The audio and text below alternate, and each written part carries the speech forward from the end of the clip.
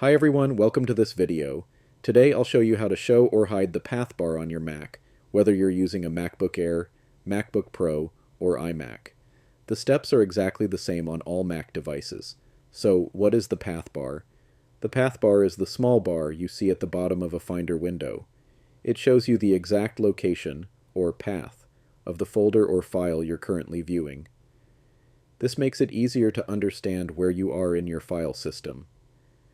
If you don't see the path bar in Finder, here's how to enable it. First, make sure you have a Finder window open. Then, go to the top menu bar and click on View. In the drop-down menu, you'll see an option called Show Path Bar. Click on it, and you'll see the path bar appear at the bottom of the Finder window, showing the full folder path.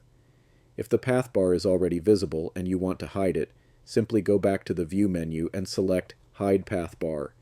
You can toggle this option on or off at any time, and that's all there is to it.